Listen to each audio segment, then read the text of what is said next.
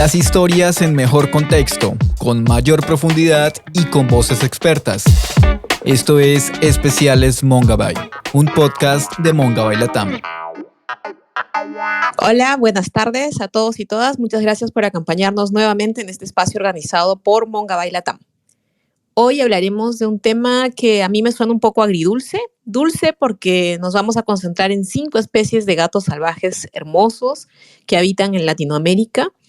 Se trata del jaguar, del puma, el gato de las pampas, el ocelote y la oncilla. Hermosos. La parte agria viene, lamentablemente, por las amenazas que estos animales deben enfrentar para sobrevivir.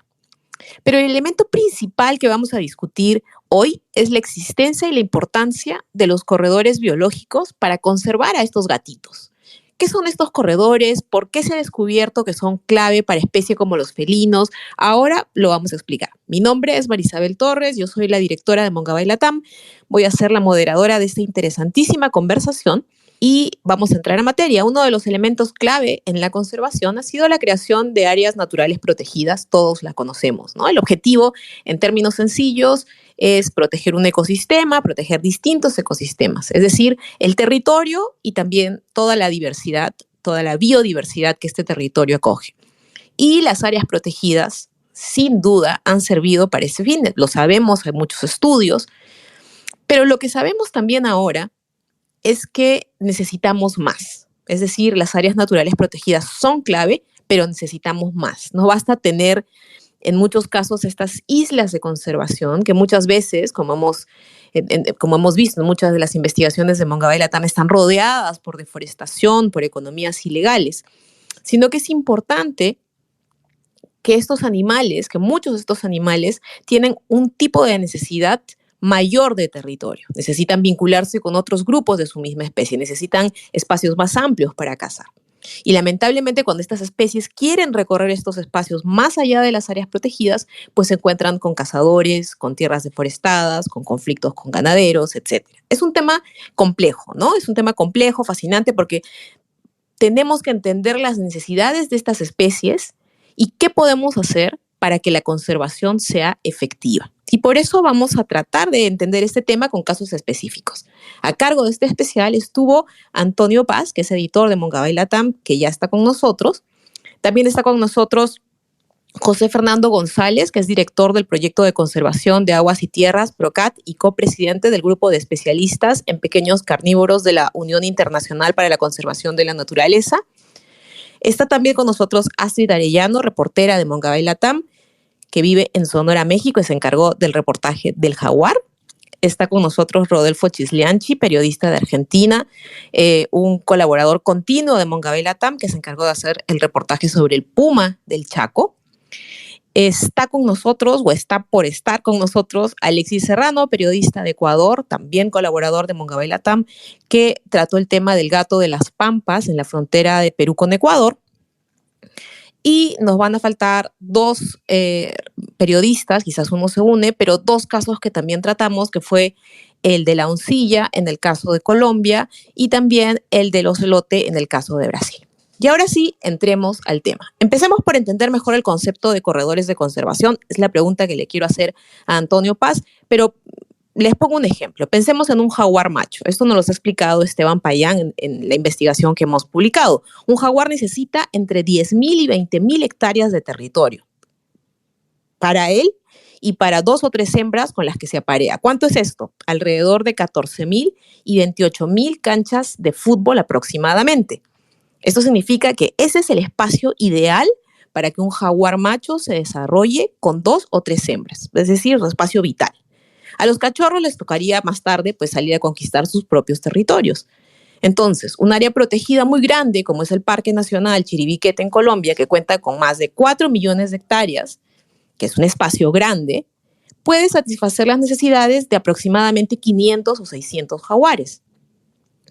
Y es de ahí la necesidad que los jaguares necesiten tener como una especie de caminos liberados, vamos a decirle así, a estos corredores de conservación. Pero estoy segura que ahora Antonio nos los va a explicar bien. Antonio, mucha gente se pregunta, pues si existen las áreas naturales protegidas. ¿No es eso suficiente? Porque es que el jaguar o estas especies de felinos u otros animales, no solamente en el caso de los felinos, pero también, por ejemplo, en el caso de las especies migratorias en el océano, ¿por qué necesitan estos corredores para su conservación? ¿Para qué sirven?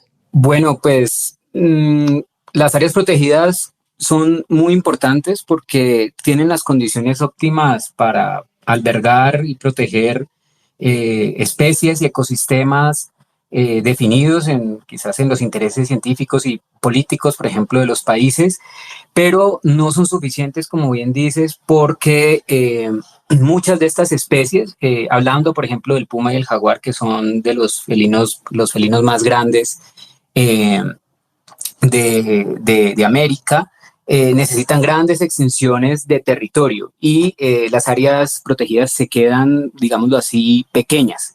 Pero también es cierto que sería inviable y un poco loco pensar en que todo el territorio o todos los territorios de los países sean áreas protegidas o parques nacionales estrictos como tal. Entonces estos corredores son alternativas que se vienen planteando desde hace ya varios años, décadas, los expertos, para garantizar el flujo de la comunicación, digamos, el flujo de distintas poblaciones de las especies, garantizar, por ejemplo, que haya flujo genético, que no queden aisladas y empiecen a reproducirse entre unos pocos individuos, lo cual traería al final diversos problemas para ellos y podría en un futuro hacer las poblaciones inviables y llevarlos a la extinción. Y también porque sirven para comunicar esas áreas protegidas que ya, por ejemplo, están establecidas y que cuentan con las condiciones, pero que están muy lejos. Entonces, garantizar estos corredores que pueden ser protegidos por los estados o como unas formas de conservación a través de reservas privadas o de fincas, por ejemplo, que quieran trabajar en temas de sostenibilidad, ayuda a que haya ese flujo de individuos a través de todo el territorio que garantice su hogar, sus sitios de caza y su supervivencia a largo plazo.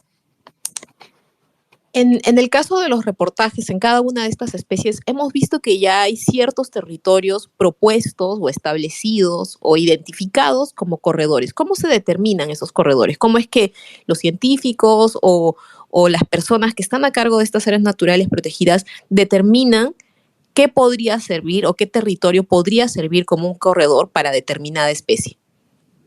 Bueno, eso, pues ahí a través de los expertos, lo que puedo saber, y seguramente ellos tienen información mucho más completa, es analizar las características de esos sitios, que tengan la capacidad de por lo menos servir como puente natural, como espacio de tránsito o como hogares a veces, por decirlo de alguna manera, de paso, y que cuenten con esas condiciones mínimas para garantizar que las especies puedan pasar por allí. Esa es como una de las condiciones más claras, ¿no? Analizar también los sitios donde los animales pueden estar un poco más aislados y de esa manera también detectan cuáles son esos lugares que necesitan conectar para garantizar la viabilidad de esas poblaciones, ¿no? Entonces, pues hay varios criterios, muchos de ellos obviamente con análisis científicos y de datos pues bien rigurosos, pero esas son como las condiciones por lo menos básicas que muchas veces consideran para pensarse dónde pueden establecer esos corredores de conservación. Gracias, Antonio. Ahorita volvemos contigo porque tenemos más preguntas sobre los corredores, pero ahora quisiera ir con Astrid para tocar con mucho más detalle el tema de los jaguares. Y Astrid empieza su texto con una línea que me gustó mucho porque es algo de lo que siempre hablamos cuando tratamos de explicar la complejidad de los temas ambientales, ¿no? Y Astrid empieza diciendo, los jaguares no conocen fronteras, sin embargo hay amenazas que los mantienen a raya en los territorios que habitan. Y efectivamente, pues las especies no conocen estas fronteras, que finalmente son fronteras políticas, hechas al margen de conocer los ecosistemas o de conocer rutas migratorias o de conocer las necesidades de los animales. Y en el caso del jaguar, que Astrid ha descrito, es aún mucho más complejo porque estamos hablando de un corredor que tendría que ayudar a la población del jaguar y que recorre tres países distintos, que en este caso es, si no me equivoco, el norte de Guatemala, Belice y Honduras. Astrid, ¿cómo ves la posibilidad de que efectivamente este corredor, en el caso de Mesoamérica, funcione para el jaguar, que es además un animal que está tan amenazado en esos territorios? Gracias, María Isabel. ¿Me escuchan bien allí? Sí, te escuchamos muy bien. Perfecto, gracias. Sí, bien, como ya comentabas tú, en esta región que comprende Guatemala, Belice y Honduras, la grave amenaza, bueno, las graves amenazas son la presencia de extensos monocultivos, ganadería ilegal, incendios forestales, carreteras y cazadores también que están presionando gravemente el hábitat del jaguar en Mesoamérica, ¿no? Toda esta región que comprende también a México y a los países de América Central. Sin embargo, una acción crucial para asegurar la permanencia del jaguar en esta región es proteger, como bien decías, la fracción de este corredor que recorre estos tres países, ¿no? Son piezas claves, digamos, de un gran rompecabezas de bosques que urge proteger ante estas presiones que están poniendo en riesgo la supervivencia de la especie.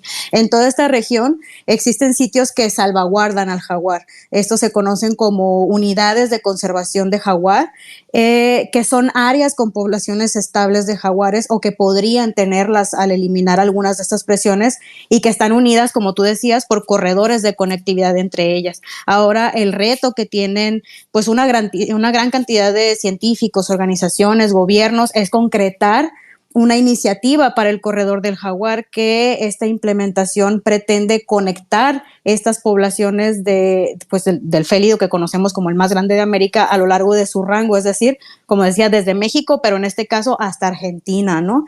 Las presiones, como mencionaba, son múltiples y los retos están por todos lados, ¿no? Sin embargo, pues para este reportaje consultamos a expertos de las organizaciones Pantera y WCS, en este caso, que han estudiado y mapeado toda esa región y que confirman cómo es que se distribuyen estos riesgos y algunas de las herramientas que están empleando para tratar de que esto sea efectivo. Una de los aspectos o de los problemas que desarrollas bastante bien y que además creo que es uno de los aspectos clave por el cual se promueve mucho ahora el tema de la conectividad, es la cuestión del flujo genético, ¿verdad? Es decir, cuando las especies, sobre todo algún tipo de especies, pues permanecen en áreas de conservación cerradas, puede haber el problema de que efectivamente haya endogamia, ¿no? Que se interrumpa el flujo genético entre los individuos y que eso signifique que la especie tenga problemas también en su continuo desarrollo.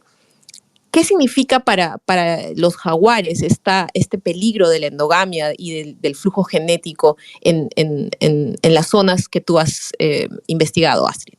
Sí, la pregunta es ¿por qué es tan importante, digamos, conectar estas poblaciones de la especie, ¿no? En la actualidad, según estas investigaciones que han hecho pues numerosos científicos en toda la región, estamos hablando de que el jaguar enfrenta el riesgo de una pérdida de conectividad genética, porque al no poder atravesar estos sitios afectados por la deforestación, la especie va quedando finalmente aislada, ¿no? En estos pequeños espacios que mencionabas tú al principio. Además, pues esta pérdida de un depredador tope provocaría un devastador efecto cascada que cambiaría incluso la estructura de los bosques, es decir, pues aumentarían, por ejemplo, las poblaciones de presas, que a su vez cambiarían la vegetación. Esto puede llevar a la modificación de los bosques, ¿no? Si se rompe esta conectividad, digamos, ya no puede haber un flujo genético entre los jaguares, por ejemplo, que están en Nicaragua, con los que están en Honduras, con los que están en Guatemala o Belice, ¿no? Esto podría, pues de una manera desastrosa, derivar en la extinción del jaguar como lo conocemos hasta ahora.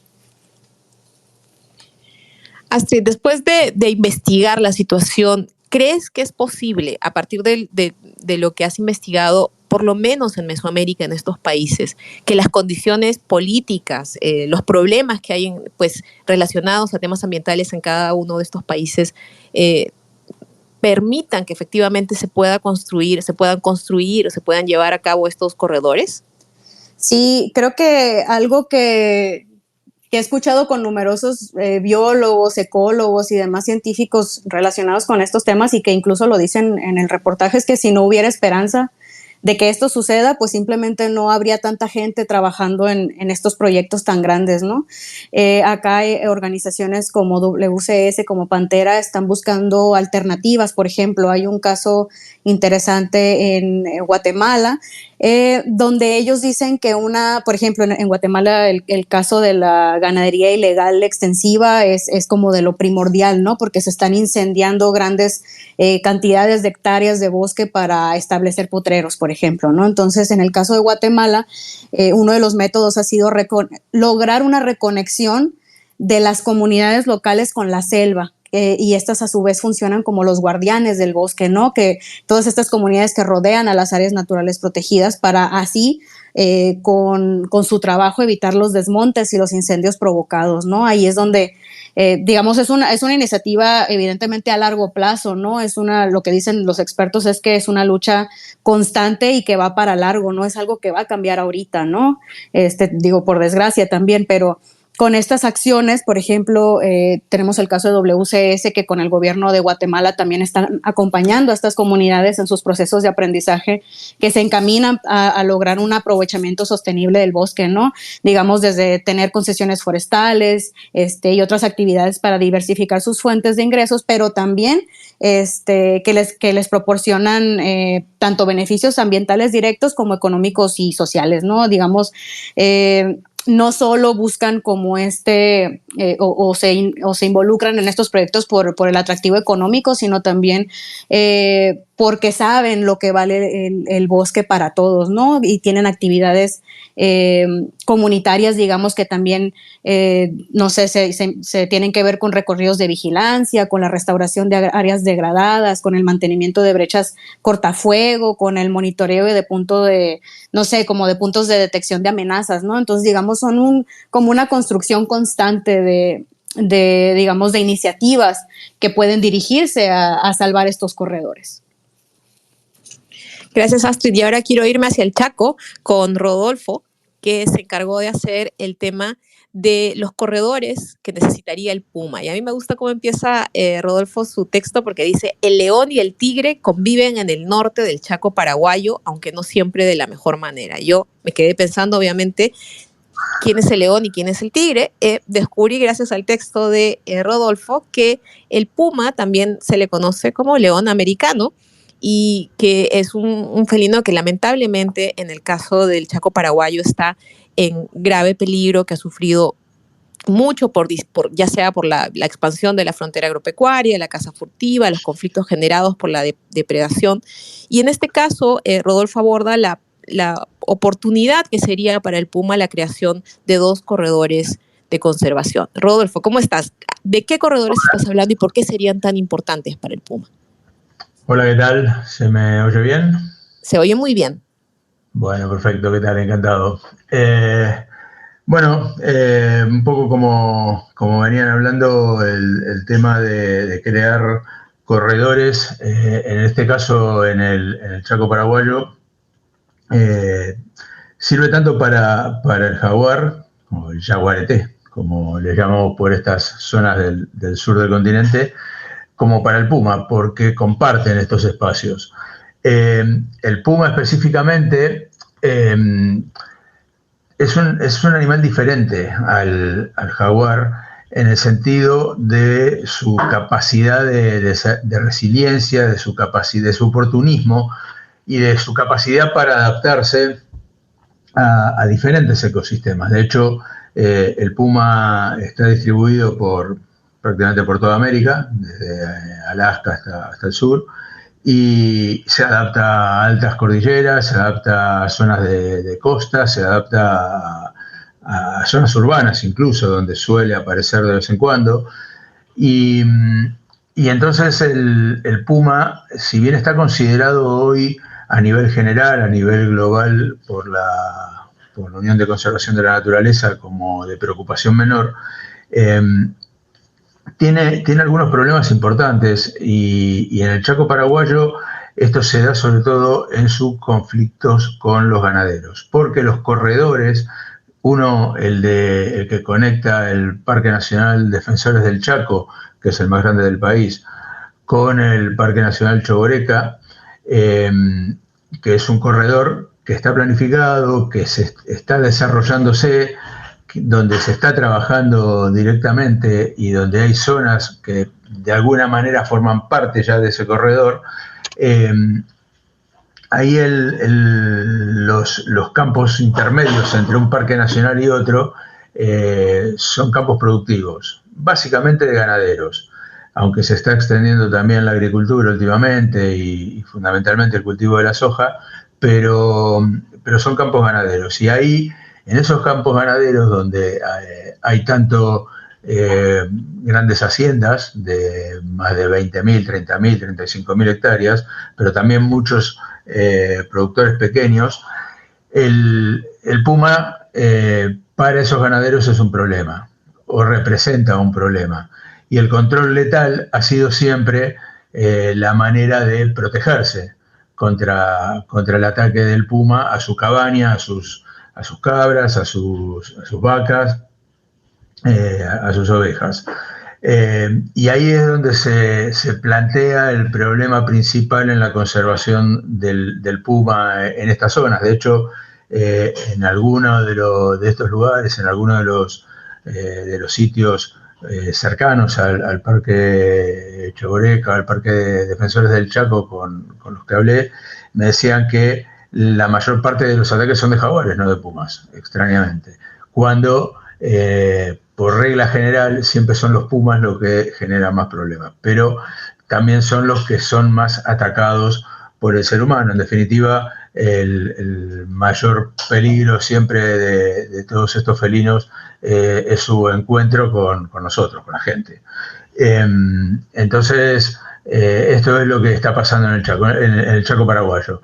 El Chaco paraguayo, hay que entender, es una región de un clima tropical seco, con algún pequeño espacio con un poco más de lluvias, pero en general es tropical seco, donde las zonas de agua justamente son las zonas donde se mueven los felinos, porque en definitiva es donde hay más presas para ellos. Y es ahí donde hay también mayor agua o mayor cantidad de agua para la producción ganadera. Y entonces donde hay más bosque, hay más presas, donde hay más presas hay más pumas, donde hay más pumas hay más conflicto con los ganaderos y hay más peligro que maten a los pumas. Y en esa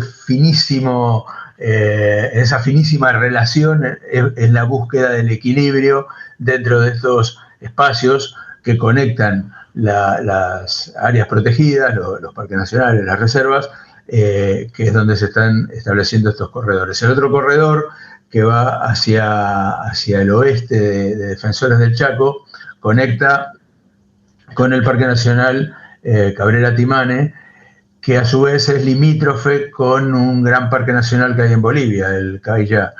Y sería un espacio muy amplio si se consiguiera hacer este corredor en un área todavía muy poco accesible, que es el Cabrera Timane, donde incluso hay pueblos indígenas con poco contacto con el resto de la gente de la zona, o directamente aislados, y prácticamente son los únicos que quedan en ese sentido fuera de la Amazonía. Y bueno, la idea general es tratar de establecer un enorme corredor que se iniciaría en Bolivia, pasaría por prácticamente buena parte del norte de Paraguay y de alguna manera podría llegar a conectar también con Brasil y Argentina en un espacio que se está analizando, que hay expertos que están estudiando la manera de conformarlo, que arrancaría en el Pantanal para llegar al Chaco argentino. Eso sería, digamos, lo ideal. Hoy en día es puramente un proyecto, pero hacia eso se está trabajando porque sería la manera en que tanto el puma como el jaguar en la zona del Chaco tendrían garantizada toda su conexión y su movilidad. Rodolfo, y una de las cosas que tú desarrollas también en la nota es que hay varios intentos por tratar de que la deforestación, que es un elemento clave en esto de tratar de conseguir la conectividad, pues no crezca, ¿no? Como por ejemplo, aplicar estas normas que obligan a mantener en pie más del 25% del bosque nativo en cada campo productivo. ¿Crees que esto es algo que se puede lograr efectivamente en una zona que, como tú bien dices, cada vez tiene una mayor promoción, pues, de distintos cultivos como la soya o incluso de la propia ganadería, ¿no? La verdad es que en ese sentido Paraguay trabaja bastante bien. Eh, yo lo puedo comparar más fácil con lo que pasa en el Chaco argentino, ¿no? Y en ese sentido Paraguay trabaja mejor, porque hace cumplir realmente las normas, las leyes, impone multas muy severas para quienes no cumplen con ese 25%, que en realidad en zonas como el Chaco hasta sube por encima del 50%, porque el, eh, Paraguay tiene denominadas algunas zonas del país como áreas de biosfera, unas zonas muy amplias. Todo el Chaco se denomina área de biosfera, son creo más de 7 millones de kilómetros cuadrados, de hectáreas, perdón, y es una barbaridad de territorio, y entonces cualquier predio que se destine a producción en esas zonas incluso duplica la cantidad de área de bosque nativo que se debe conservar. Y hay auditorías, desde el Ministerio de Ambiente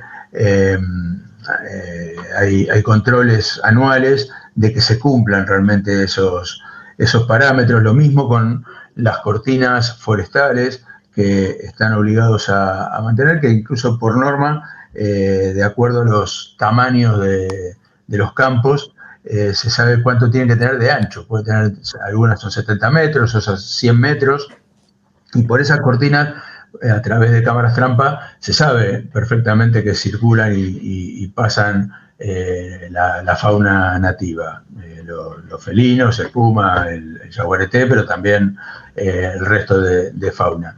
Y en Paraguay eso funciona bastante bien, lo cual no implica que no haya riesgos, porque sí es cierto que en la medida que por ejemplo, el negocio de la carne, el negocio de la ganadería, vaya disminuyendo, que es lo que está pasando, y sea reemplazado por agricultura. Y bueno, la agricultura sabemos todos que es más dañina para los bosques nativos, porque no permite la mantención de bosques y que las vacas caminen por entre los bosques y haya por lo menos una cierta conservación de la masa forestal. La agricultura es mucho más agresiva con el paisaje natural. Entonces, si la agricultura sigue avanzando por encima de la ganadería, y ahí Paraguay también se va a ver visto en problemas, y evidentemente van a sufrir los proyectos de corredores, y sobre todo va a sufrir la fauna, claro. Gracias, Rodolfo. Y ahora vamos a pasar a otra frontera. Esta vez nos vamos a la frontera entre Perú y Ecuador para hablar del gato de las pampas, ¿no? El gato de las pampas, también conocido como gato montés, el gato del desierto o el gato del pajonal, es un felino pequeñito, casi podría confundirse con un gato doméstico. Y a pesar de su tamaño, es considerado un controlador biológico, cumple un rol importante como dispersor secundario de semillas. Sin embargo, uno de sus mayores problemas es que no existe suficiente información sobre esta especie. Sin embargo, por lo que se sabe, está también muy amenazado por distintos tipos de problemas, tanto en Perú como en Ecuador, y es por eso que hay esta idea de crear un corredor transfronterizo. Está con nosotros Alexis Serrano, quien hizo la nota. Alexis, este corredor transfronterizo, ¿qué busca conservar para el gato de las pampas? Hola, ¿qué tal? Buenas tardes con todos.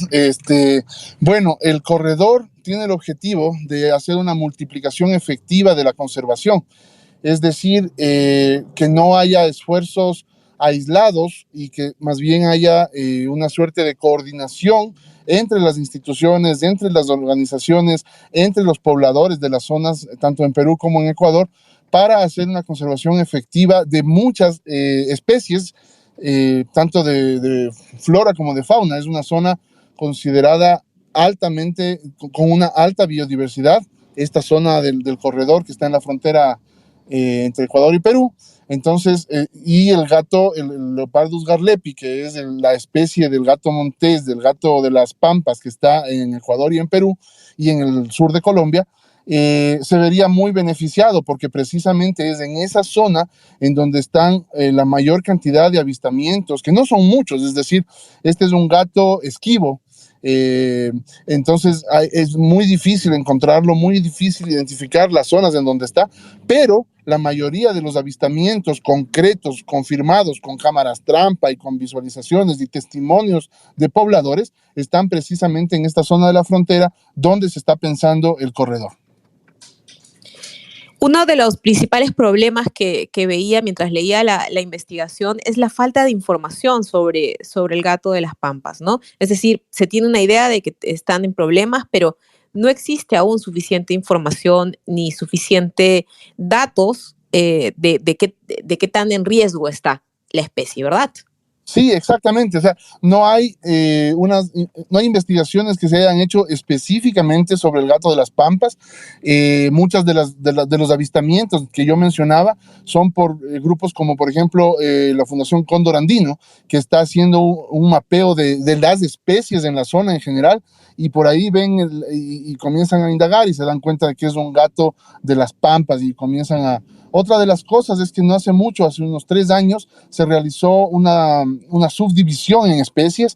Antes solamente se conocía una especie, que es la Leopardus colocola, que era originaria de Chile, pero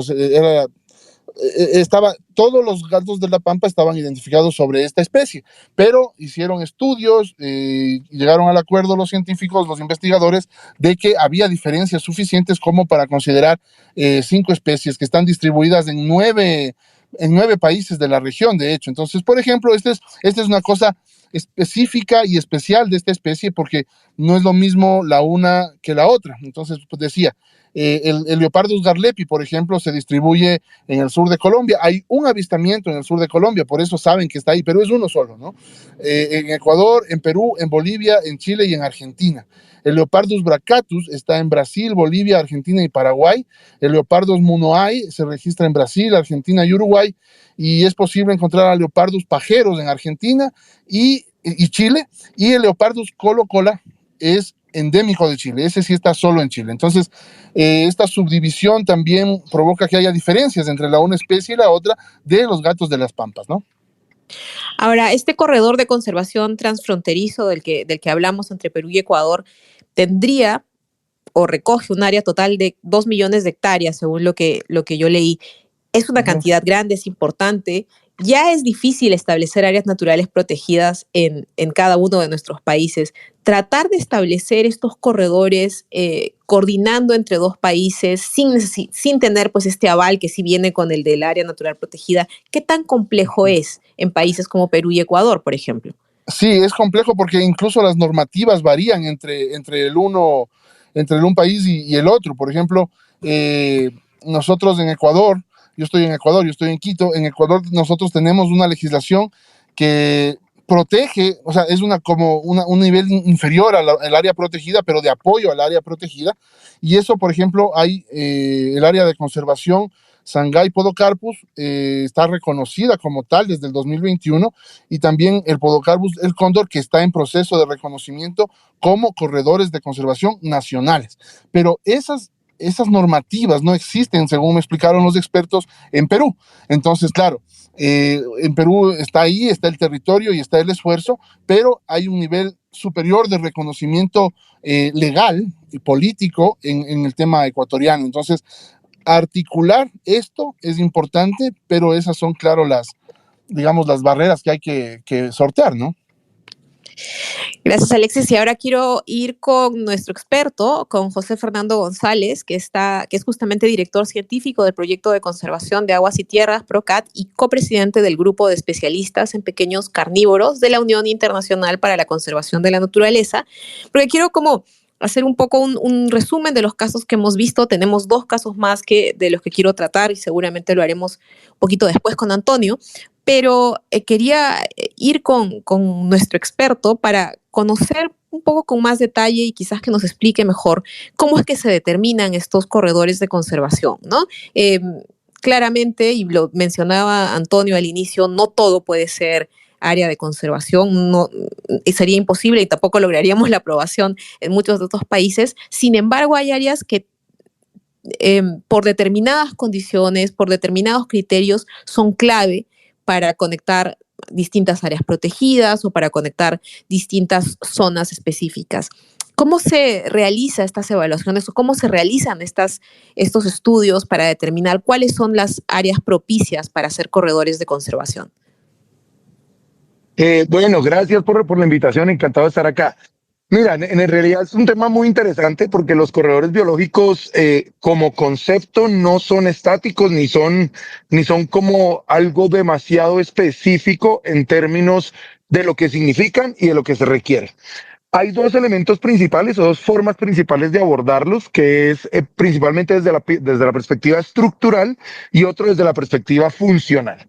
La perspectiva estructural es precisamente cómo simplemente tenemos conexión entre hábitats naturales en este caso, donde no necesariamente aseguramos que las especies están utilizando ese espacio o se van a mover a través de ese espacio, pero tenemos la estructura que podría permitirlo.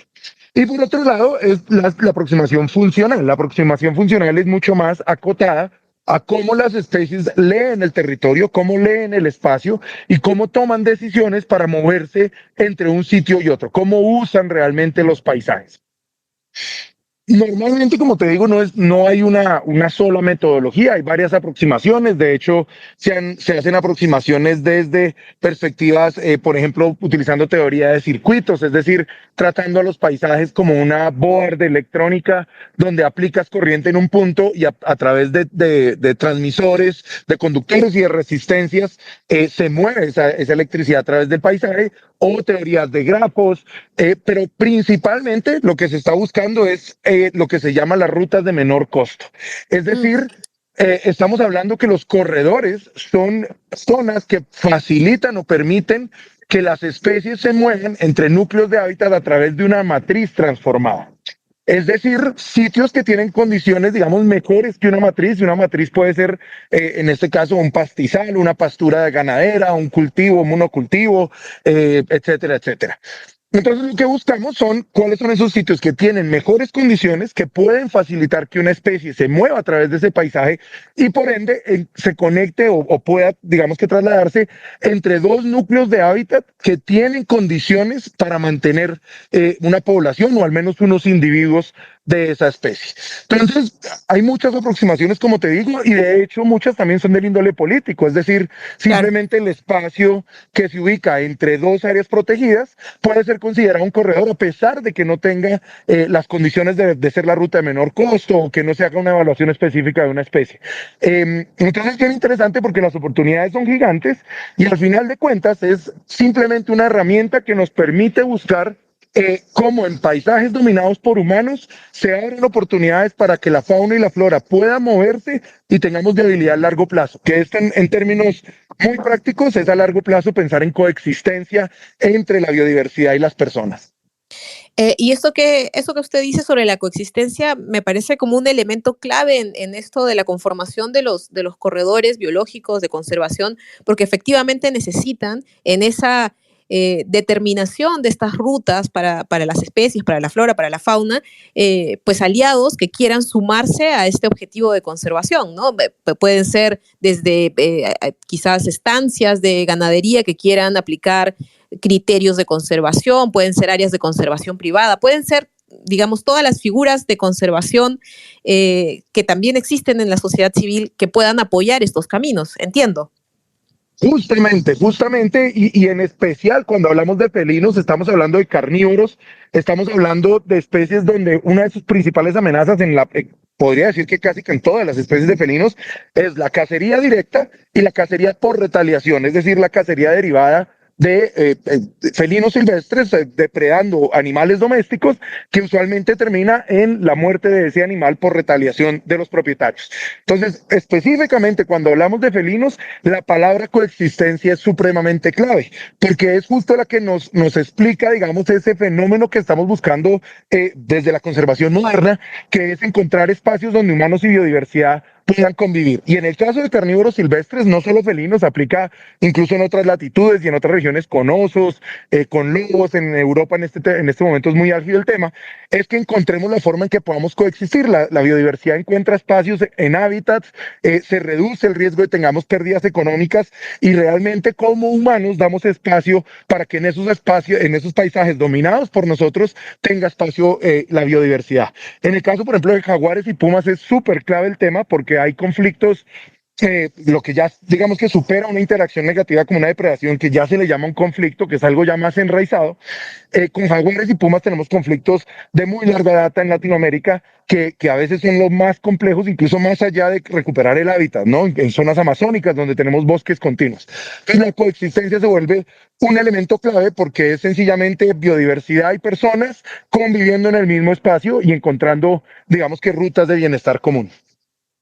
Ahora, este tema además se vuelve más complejo porque, por ejemplo, en los 3 casos que hemos visto, garantizar esa conectividad también implica conectar a través de distintas fronteras y a través de distintos países. Entonces, ya es complejo lograr estos niveles dentro de un solo paisaje, dentro de un solo país, hacerlo en la manera ideal a través de distintos países.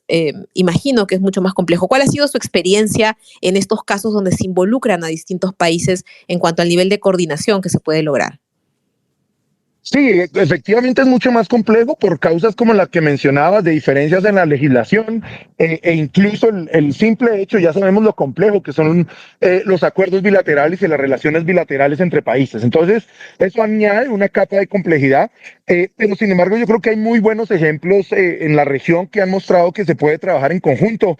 Hay una coordinación muy interesante en la triple frontera entre Ecuador, Perú y Colombia, donde alrededor del Parque Nacional La Paya se ha estado trabajando temas de conservación articulada. Hay ejercicios en el bosque atlántico compartido entre Argentina y Brasil. En Centroamérica hay ejemplos muy buenos en Talamanca, Panamá, Costa Rica, etcétera, la Mosquitia, etcétera. Entonces yo creo que claramente le añade una capa de complejidad. Esto es poner de acuerdo a 2 gobiernos, a políticas que muchas veces no son de la misma tendencia política, que tienen diferencias en intereses, etcétera, etcétera.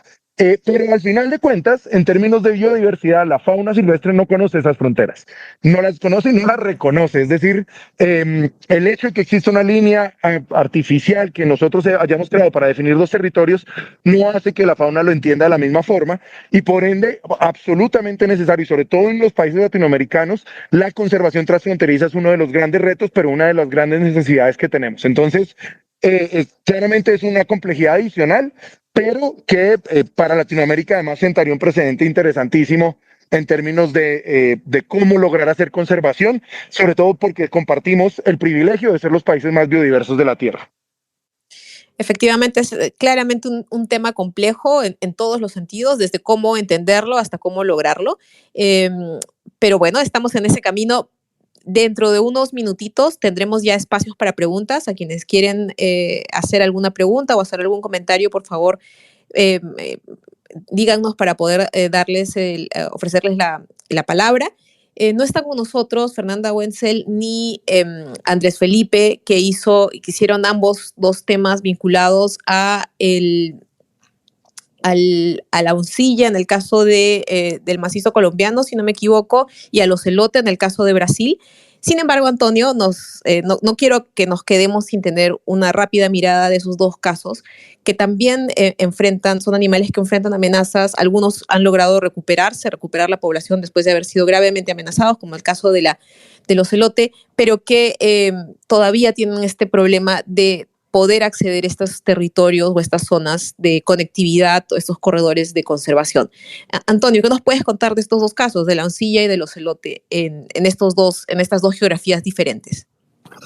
Sí, María Isabel. Bueno, el ocelote, digamos que tiene una situación algo similar a lo que mencionaba Rodolfo con el puma, y es que es un felino también de una amplia distribución en América, en el continente, y actualmente se considera de preocupación menor. Sin embargo, lo que mencionan muchos expertos con los que hablamos para estos temas es que eso puede ser a veces un arma de doble filo, el estado de conservación, no porque no sea cierto, sino que el hecho de que diga preocupación menor puede llegar a pensar que no hay necesidad de conservarlo o que está demasiado bien y no hay que prestarle atención. Y en el caso del ocelote, el punto es precisamente eso. O sea, a pesar de que sus poblaciones en este momento no se consideren de preocupación, no podemos permitir que su estado de conservación empeore y tomar acciones para velar por su protección cuando ya esté en una categoría de amenaza como vulnerable, en peligro o en peligro crítico. En el caso del ocelote, por eso nos centramos en el extremo sur de su distribución, en Brasil, ya llegando casi al norte de Argentina, y allí pasa un poco, el ocelote ahí comparte esas características que mencionaban un poco al principio, de sus poblaciones aisladas. Al ser el extremo más sur de su distribución, y el bosque atlántico estar tan transformado, deforestado, y aunque tiene acciones importantes de restauración en los últimos años, pues la deforestación ha sido brutal. Muchas de poblaciones de ocelote en esta zona están quedando aisladas, y los científicos brasileños ya estaban empezando a observar problemas genéticos en ellos. Entonces el ocelote sufrió mucho por la cacería para las pieles. Logró recuperar un poco su población, pero en este extremo sur de su distribución, pues el problema es que está desconectado. Entonces los científicos están tratando de proteger los parches de bosque atlántico que están quedando, porque el ocelote, al ser un felino mediano, logra vivir, por ejemplo, en esos parches de hábitat donde, por ejemplo, el jaguar no logra hacerlo por ser un felino mayor y que requiere áreas más grandes. Entonces, están tratando de velar por la conservación de esos parches en el estado en uno de los estados del sur del Brasil, y también están trabajando en plantearse un corredor de conservación alrededor del río Paraná, que logre vincular las poblaciones de ocelote tanto en Paraguay como en Argentina con las de Río Grande do Sul en Brasil. Sin embargo, lo que mencionaban los científicos en el caso del ocelote es que este corredor pues se plantea no como una acción a mediano o corto plazo, sino una acción pensada incluso hacia 80, 100 años, ¿no? Pero el objetivo es tratar de proteger esto para que el ocelote pueda tener una zona de tránsito, y sus poblaciones del extremo más sur puedan unirse con las que están un poco más hacia el norte y puedan garantizar la viabilidad genética de la especie. Ese es el caso del ocelote. En el caso de la oncilla, hace poco un estudio científico propuso separarla, digamos, de lo que se conocía como Leopardus tigrinus o el tigrillo, que tenía una distribución bastante o mucho más amplia tanto en Centroamérica como en Sudamérica, y por estudios genéticos y morfológicos, pues se propuso a la oncilla como una especie diferente, llamada Leopardus pardinoides, que está restringida a grandes alturas, ¿no? A bosques nublados, principalmente de la cordillera de los Andes, pero también con una población importante hacia la cordillera de Talamanca, entre Panamá y Costa Rica. En este reportaje de la oncilla, Andrés Felipe se centró en el macizo colombiano, que es un sitio bastante importante a nivel de biodiversidad ecológico, no solo para Colombia, sino para la región. Desde hace ya muchos años es considerada reserva de la biosfera, pero el macizo colombiano tiene una particularidad, y es que es ese punto donde la cordillera de los Andes se divide en las 3 ramificaciones que en Colombia conocemos como cordillera oriental, occidental y central. Y es un punto clave también hidrográfico porque ahí nacen 4 de los principales ríos del país, el Magdalena, el Cauca, el Caquetá y el Putumayo. Y esta zona es clave para la Uncilla porque permite la conexión entre las poblaciones de las 3 cordilleras. Sin embargo, como pues, ya han mencionado casi todos, hay muchas presiones comunes a muchas de estas especies. La pérdida de hábitat, la fragmentación, la deforestación es una de las principales, pero la Uncilla también está sufriendo porque el macizo colombiano viene viviendo un proceso, a pesar de que hay muchos parques nacionales y áreas protegidas allí, de deforestación y de ampliación de la frontera agropecuaria, sobre todo para actividades ganaderas. Y cada vez las vacas van subiendo más en la montaña, llegando incluso a zonas de páramo, y eso pues tiene unas implicaciones pues muy graves para la distribución de la especie, que se va quedando sin un lugar a donde ir. Se genera compactación de los suelos, bueno, en fin, se degrada el hábitat y está afectando esto bastante a la Uncilla. Entonces, están viendo este aumento de deforestación incluso dentro de las áreas protegidas, y esa es una de las principales preocupaciones. A pesar de que es una especie chiquita, como el gato de las pampas, que también es una especie que podría confundirse incluso con un gato doméstico, la Uncilla tiene una particularidad, y es que necesita grandes áreas también para vivir, a pesar de ser una especie pequeña. Entonces, eso también, por eso el macizo colombiano y la protección del macizo colombiano como corredor para la Uncilla es muy importante para garantizar su viabilidad, y de ahí para abajo también pues con el resto de los países, Ecuador y demás. Y en el caso de la Uncilla también es muy importante una amenaza que, hablando con diferentes expertos, entre ellos José Fernando, también con Esteban Payán de Pantera y muchos otros, coincidían en que el tema de los perros ferales y los perros a veces incluso pues de tenencia humana pero con nula supervisión está siendo un problema grandísimo, sobre todo para las especies pequeñas de felinos como el gato de las pampas y como la Uncilla, porque los perros están llegando a todos lados. Junto con el humano llegan también los perros que no son vigilados adecuadamente, se vuelven ferales, salen y ocupan los espacios silvestres. Entonces con la Uncilla también pasaba otro problema, y es que había zonas que cuentan con las condiciones de hábitat adecuadas para las especies y para lograr conectar, pero la Uncilla no estaba llegando allá porque ya estaban habitados por los perros ferales, y los perros ferales estaban quitándole el espacio a la Uncilla, y una Uncilla atacada por un perro pues fácilmente la puede matar. Y los perros por lo general tienen otro problema para los felinos y para otros animales, y es la transmisión de enfermedades, ¿no? Enfermedades que de pronto ya son más comunes en nuestros animales domésticos. Para la fauna silvestre definitivamente son letales, ¿no? Entonces, una de las grandes preocupaciones también en todo este especial de corredores de conservación, y en la que coinciden casi todos los científicos, es que hay que prestarle gran atención al manejo el tema de los perros ferales y de los perros sin supervisión en los ecosistemas naturales. Bueno, sí, sin duda, tan complejo como hablar de los corredores de conservación es hablar también de este tema de los perros ferales, de los gatos ferales, que ya hemos tratado en Mongabay, pero que son temas complejos y que lamentablemente cada vez se va comprobando que tienen una importancia clave en varios espacios de conservación sensibles, ¿no?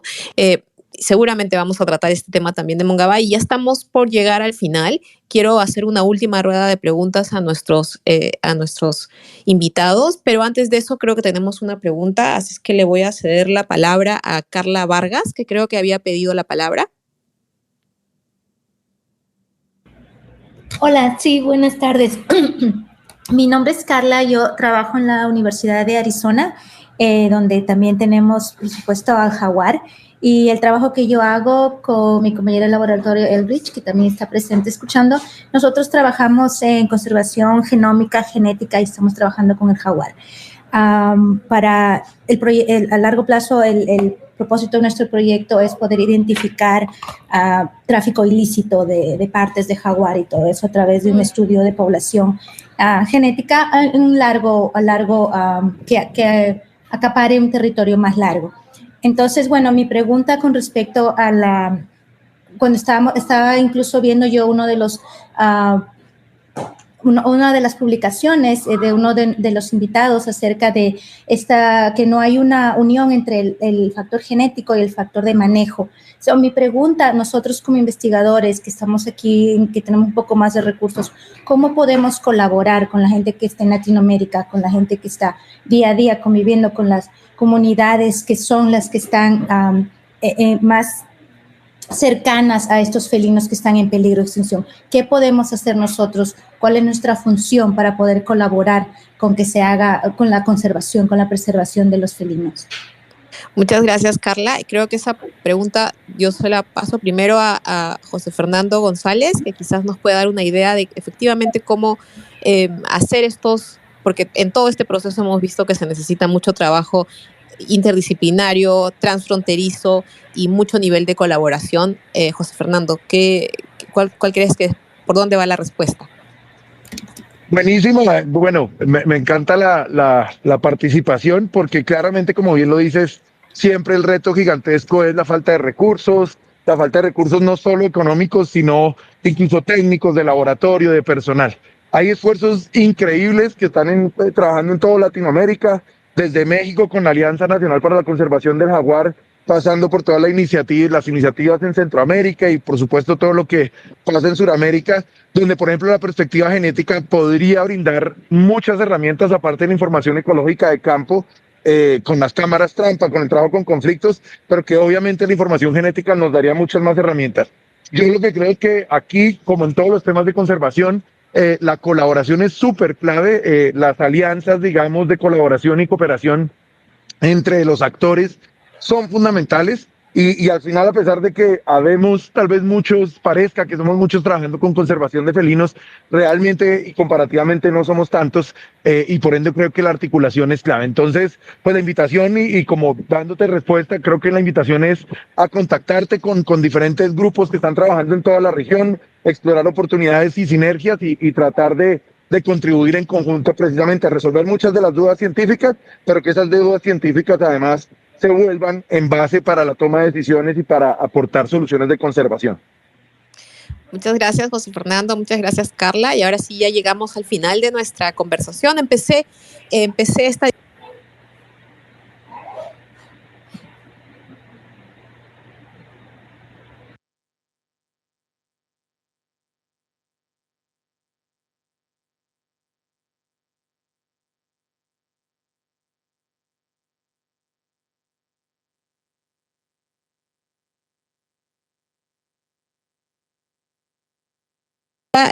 para los periodistas que han hecho estas notas es si este tema agridulce les ha quedado más agrio o más dulce. Es decir, ¿han sentido que hay mayor opción en los temas que ustedes han hecho de que efectivamente podamos concretar todas estas opciones o sienten que más bien falta mucho en ese camino? Empiezo con Astrid.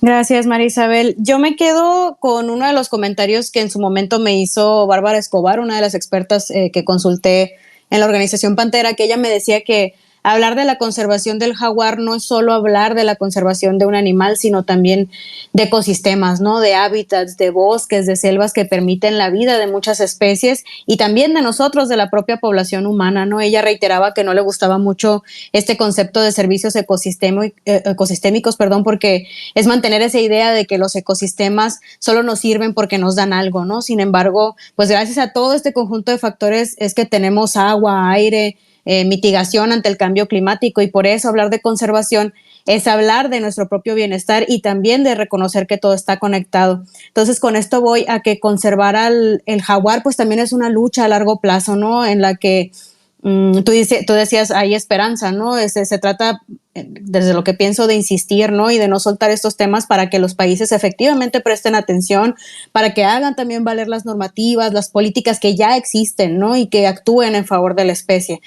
Con esto, pues, también se está logrando, hablando de estos temas y donde Mongabay, pues, desde nuestra trinchera tratamos de contribuir, pues, se está logrando construir una mejor conciencia respecto al movimiento de conservación en el mundo, ¿no? Apostándole a la comprensión de que pues no nos referimos únicamente al desarrollo de un país, ¿no? Sino del beneficio pues de la población humana, del medio ambiente del que dependemos, y ahí, como me decían los científicos que consulté para el reportaje, es donde el jaguar también tiene pues bastante que ganar. Muchas gracias, Astrid. Y ahora paso con Alexis, que me dice que se me escuchó la mitad de mi pregunta, pero yo iba por el lado de si nos quedamos en el término agridulce, más por lo dulce o más por lo agrio. ¿Estamos más positivos, más pesimistas con relación a lo que se puede lograr con estos corredores de conservación, Alexis?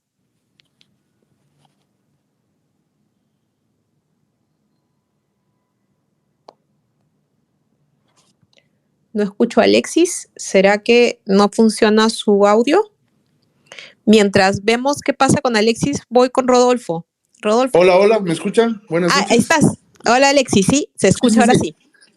Ya, perfecto, estaba de aplastar el botoncito nomás. A ver, una cosa que me llamó muchísimo la atención es que cuando yo conversé con la gente del Pampas Cat Working Group, ellos me dijeron que llegó un punto en el cual dejaron ya no era la prioridad la investigación, y se dieron cuenta de que necesitaban pasar a una acción inmediata en los territorios donde están en riesgo o donde se ha identificado que podrían estar en riesgo esta especie. Entonces, por ejemplo, ante la caza de revancha, digamos, hay un término que utilizan, es la gente que les caza porque se come sus gallinas o sus cuyes, etcétera. Ante eso, lo que hicieron fue construir unos gallineros que evitaran el ingreso de los gatitos, de los gatitos de las pampas. Entonces, estos gallineros que ya eran eran mejor hechos, se ha conservado mucho más. Otra de las amenazas para esta especie es los atropellamientos en las vías. Entonces comenzaron a poner unos letreros muy grandes, visibles, llamativos, que especificaban que esa es una zona donde está la especie, y hacen talleres con escuelas de las zonas, con grupos, incluso me contaron que hacen talleres con transportistas, es decir, con las personas que manejan camiones o buses por las zonas, para que por favor, cuando se acerquen a estas zonas, bajen la velocidad para que si se cruza pues uno de estos gatitos no le vayan a atropellar. Entonces, eso me llamó mucho la atención, pasar de la investigación. O sea, creo yo que tiene que ser una conjunción de las dos cosas, pero al menos para este grupo dejó de ser la prioridad la investigación y pasaron a tratar de conservar la especie, ¿no? Gracias, Alexis. Y ahora sí voy con Rodolfo. Mira, te contesto la pregunta, y yo creo que estaba pensando en qué lugar me paraba y me paro a mitad del camino, porque por un lado me encontré en Paraguay con una realidad prometedora. A ver, por una cuestión de cercanía estoy mucho más habituado a hablar o a tratar los temas ambientales aquí en Argentina o en Uruguay, quizás incluso o Chile también, pero no tanto en Paraguay. Y me encontré con un país que está trabajando bastante bien, y no solo porque me lo haya dicho la gente del Ministerio de Ambiente, que bueno, siempre van a hablar bien de su trabajo, sino porque hablé con ganaderos, hablé con gente de algunas organizaciones ambientales, y todos ellos coinciden en que encuentran eco en los ganaderos, en las asociaciones agrarias, que quieren trabajar en este tipo de soluciones conservadoras, porque además, incluso por egoísmo, porque quieren entrar en algunos programas de certificación de sus productos para vender en el exterior, en los mercados del norte sobre todo, y para eso necesitan mejorar su situación en relación a los bosques nativos, a la fauna, a todo lo que tenga que ver con la conservación de los ecosistemas. Y entonces en Paraguay encontré una predisposición general a trabajar en positivo. Pero por otro lado, que eso ahora justo lo que decía Alexis también tiene alguna relación con el tema de los atropellamientos. en la zona donde están previstos los corredores, donde se está trabajando los corredores que mencioné antes, es una zona todavía con pocas rutas pavimentadas, pero hay mucho proyecto de pavimentación y los productores quieren que se pavimenten las rutas, porque en definitiva les facilita el transporte de sus productos y le abarata costes. Entonces, la llegada del asfalto a determinadas regiones, a determinadas zonas donde por ahora los pumas o los jaguares se mueven un poco más tranquilos a la hora de cruzar los caminos, y bueno, eso inevitablemente va a traer problemas, por más que haya pasos de fauna, por más que se pongan carteles y multas para tratar de que la velocidad sea respetuosa y tenga capacidad para frenar a tiempo si se cruza con algún felino. Inevitablemente eso puede traer problemas. Y la otra cuestión que también es preocupante, Paraguay lleva ya muchos años siendo uno de los países con mayor tasa de deforestación, y esto no se ha frenado. El propio director de Vía Silvestre fue el que me dijo, no, mira, por más que lo intentamos, las tasas de deforestación siguen siendo altas en determinadas zonas del país, en especial en varias zonas del Chaco. Y claro, entonces por eso me sitúo a medio camino. Un país que quiere trabajar bien, que intenta hacer las cosas bien en algunas cosas, que proyecta un futuro un poquito más positivo para todo lo que tenga que ver con conservación, pero por otro lado también un país que quiere producir más, que quiere vender más, que quiere llegar al progreso, entre comillas, si llamamos progreso al asfalto, y entonces una cosa choca con la otra, y habrá que ver cómo lo maneja Paraguay dentro de su región chaqueña para que eso no afecte del todo a la conservación de los felinos. Gracias, Rodolfo. Y finalmente, José Fernando, ¿dónde te ubicas en el lado de lo agrio o de lo dulce con relación a este tema? ¿Ves optimismo o pesimismo? Pues mira, yo creo que los que trabajamos en este tema solo nos queda una opción, y es ser optimistas. Primero porque además, si no lo somos, digamos que ya dimos la lucha por perdida, ¿no? Entonces, creo que es fundamental. Yo creo que mucho de lo que mencionaron resume muy bien las necesidades que tenemos. Esto es un tema de coexistir, es un tema de convivir con la biodiversidad, de darle espacio a la naturaleza.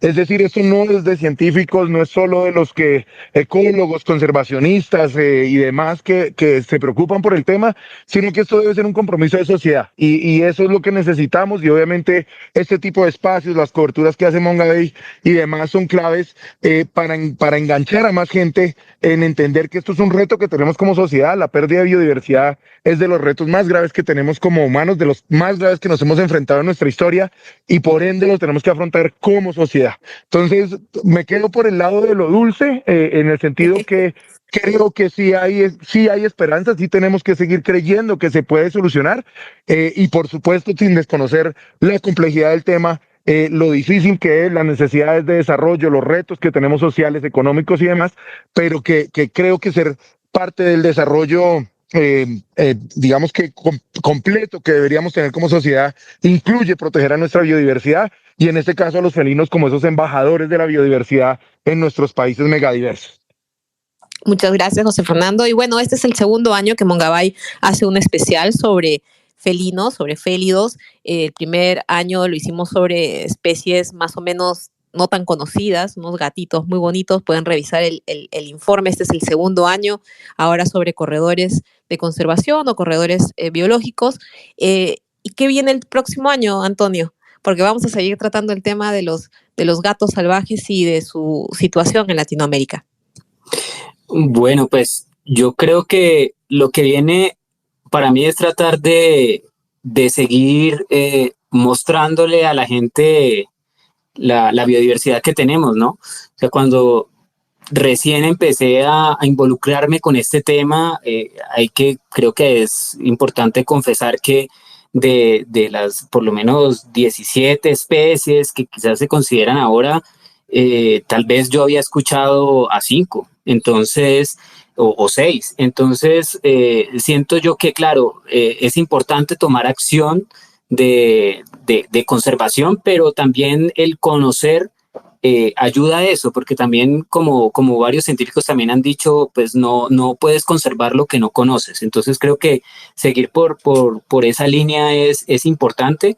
Yo creo que tratar de seguir hablando de esas otras especies, porque como bien mencionaba José Fernando y varios acá a lo largo de la conversación, muchas de estas especies, si el puma y el jaguar, que son de las más conocidas, tienen proyectos, tienen un poco más de información, pero aún así no es suficiente, pues estos otros pequeños más desconocidos, pues creo que la tienen más difícil. Pero también me llena un poco de esperanza, quizás por lo dulce, mencionando el comentario anterior.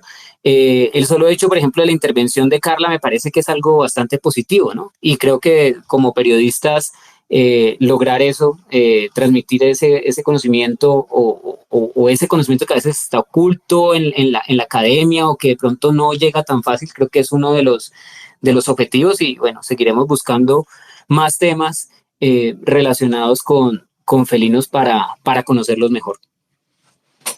Muchas gracias, Antonio, y a todos los que nos están escuchando pueden ver las 2 investigaciones en nuestra página web Mongabay Latam, es.mongabay.com.